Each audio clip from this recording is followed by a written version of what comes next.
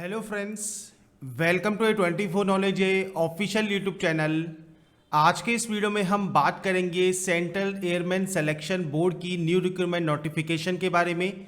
तो friends, Indian air force द्वारा जो नोटिफिकेशन यहाँ पर इनवाइट की गई है वो फ्रेंड्स आपके यहाँ पर एयरमैन पोस्ट के लिए है। अब जो ये वैकेंसीज हैं यहाँ पर स्टेट वाइज आपकी यहाँ पर इनवाइट की जाती हैं। अब जो इनवाइट की गई है वैकेंसीज, ये स्टेट कौन कौन से हैं?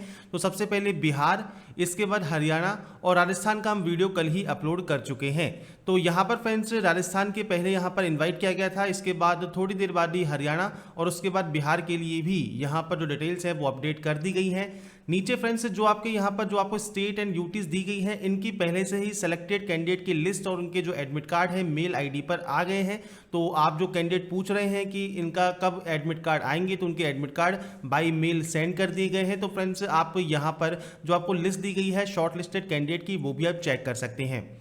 अब यहाँ पर अगर बात करें इन स्टेट की, तो देखिए इन स्टेट का निवासी होना आपका ज़रूरी है। और साथ में फ्रेंड्स यहाँ पर आपको डीओ भी दी गई है, मतलब इस डेट का आपका जो जन्म है वो होना चाहिए। ऑफलाइन मोड में आपका एग्जामिशन होगा। ग्रुप एक्स स्टेट की वैकेंसी है ये, और ये आपकी रिक्रूटमेंट रैली है। तो इस चीज़ का आपको ध्यान देना है कि आपका जो पीईटी या फिर आपका रिटन टेस्ट होगा वो सेम डे कंडक्ट किया जा सकता है। सेम प्रोसीजर है, सेम सब डिटेल रहेंगी, कोई भी डिटेल्स में चेंजेस नहीं है। बस यहाँ पर जो चेंजेस होंगे वो होंगे आपके वेन्यू में, जो कि आपके रिक्रूटमेंट सेंटर, मतलब रिक्रूटमेंट जो रैली है वो कहाँ पर किस सेंटर पर कंडक्ट की जाएगी वो आपकी अलग अलग रहेगी।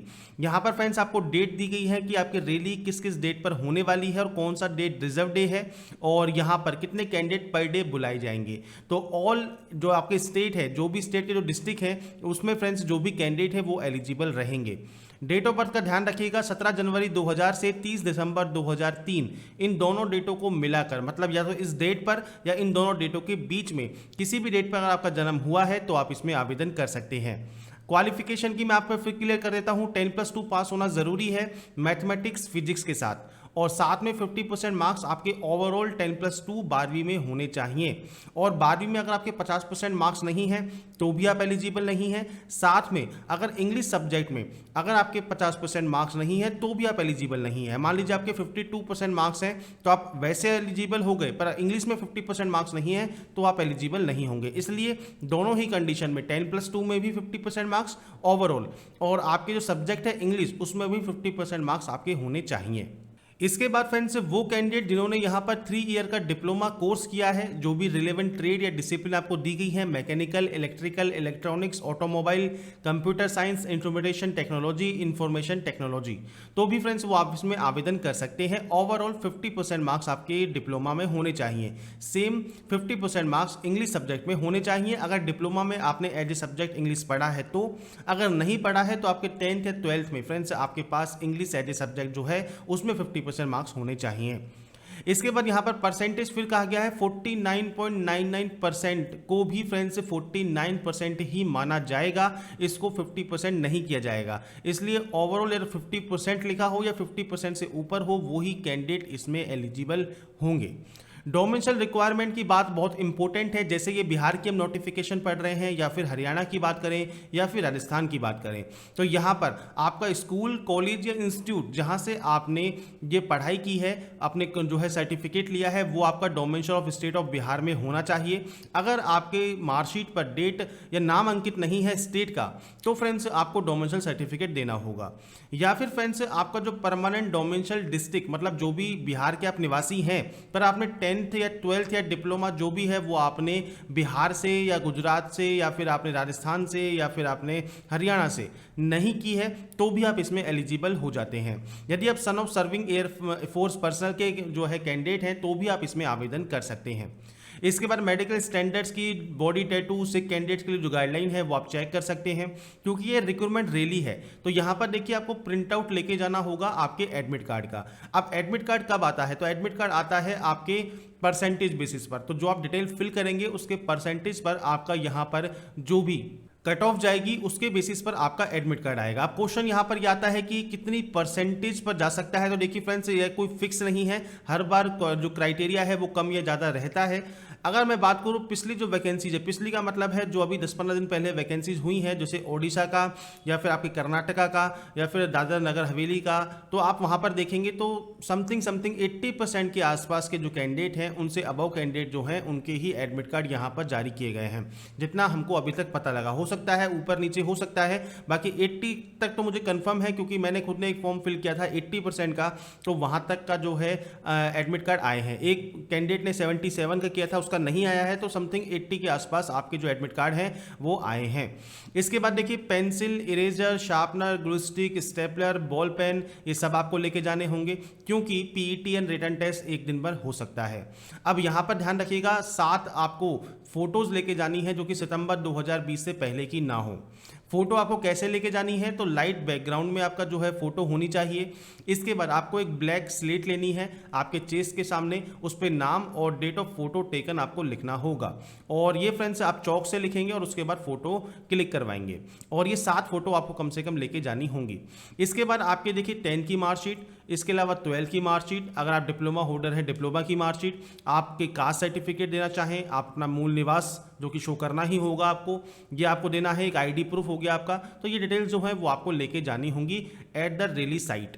नीचे फ्रेंड्स आपको यहाँ पर दिया गया है candidate discharge from Indian army या इंडियन नेवी या एनी अदर गवर्नमेंट ऑर्गेनाइजेशन। तो यहाँ पर देखिए original and 4 self attested photocopies of discharge certificate या फिर एनओसी, ये सब आपको लेके जानी होंगी। और साथ में फ्रेंड्स अगर आप एनसीसी का सर्टिफिकेट शो करते हैं तो original and self attested photocopy आपको उनकी भी लेके जानी होगी। इसके बाद नीचे आपको दिया गया है consent form for physical fitness test and medical test. यदि फ्रेंड्स आपकी एज 18 से बिलो है, अबव है, तो आप इसके रेस्पेक्ट में आप यहां पर जो अपनी सिग्नेचर है पेरेंट्स के वो लेकर आप वहां पर जा सकते हैं, और ये लेके जाना मैंडेटरी है और लेके जाइएगा भी, क्योंकि वहां पर फिर आपको दिक्कत हो सकती है। इस साइड आपको जो है टेंचर एंड ट्रेनिंग की डिटेल दी गई है कि आफ्टर जो आपकी जो ट्रेनिंग है वो कंप्लीट हो जाएगी, सक्सेसफुल ट्रेनिंग के बाद आपको डिप्लॉयड किया जाएगा एयरमैन के तौर पर। इसके बाद देखिए पे अलाउंस 14,600 रुपये स्टीपेंड मिलेगा आपको ड्यूरिंग ट्रेनिंग।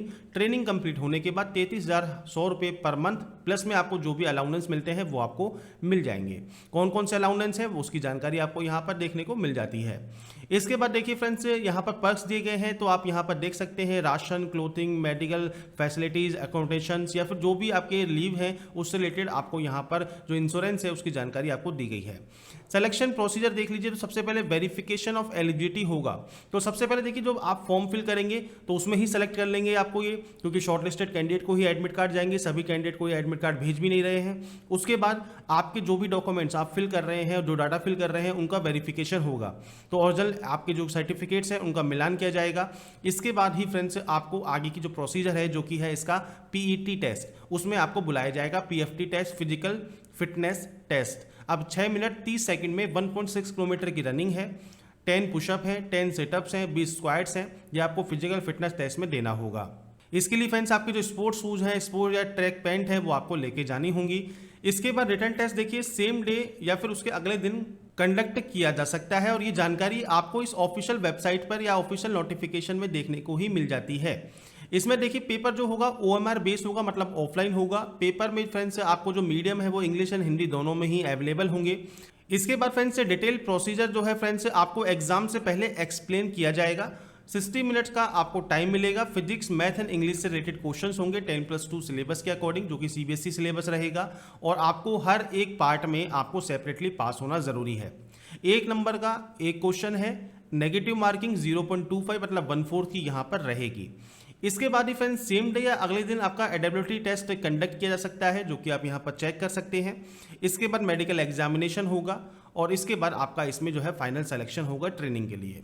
अब यहाँ पर देखिए कैंडिडेट डिक्लेयर मेडिकली अनफिट, अगर आप अनफिट कर दिए जाते हैं तो फ्रेंड्स आप 40 रुपये देकर रिव्यू करवा सकते हैं। इस चीज़ का भी यहाँ पर आपको प्रावधान दिया गया है। इसके बाद नीचे देखिए जो आपके यहाँ पर सिलेक्शन प्रोसीजर है, ये क्राइटेरिया कंप्लीट करने के बाद आपकी ट्रेनिंग कंप्लीट हो जाती है। सैलरी मैंने आपको बता दी है। वेन्यू आपका अलग अलग रहेगा। अगर बात करें हम यहाँ पर देखिए बिहार की, तो आप बिहार की जो डिटेल्स हैं वो भी आप चेक कर सकते हैं। बात करें अगर हरियाणा की, तो वो भी आप डिटेल्स यहाँ पर चेक कर सकते हैं। अगर बात करें राजस्थान की, तो वो भी यहाँ पर चेक कर सकते हैं। और यहाँ पर ही ध्यान रखिएगा, ये सेम डे आपका सिलेक्शन प्रोसीजर हो सकता है या उसके नेक्स्ट डे भी हो सकता है, और आपको उस वेन्यू पर जाना होगा दिए गए टाइम पर जब भी एडमिट कार्ड में आएगा। तो फ्रेंड्स, यहाँ पर जो भी डिटेल मैंने आपको बताने की कोशिश की है इस वीडियो में, अगर आपको वो पसंद आई है तो लाइक सब्सक्राइब शेयर जरूर कीजिएगा। बाकी की जानकारी के लिए आप जा सकते हैं jobrasta.com पर, वहाँ पर मैंने आपको सभी डिटेल प्रोवाइड कर दी हैं, या डिस्क्रिप्शन में आपको दिए गए लिंक पर जाकर चेक कर सकते हैं।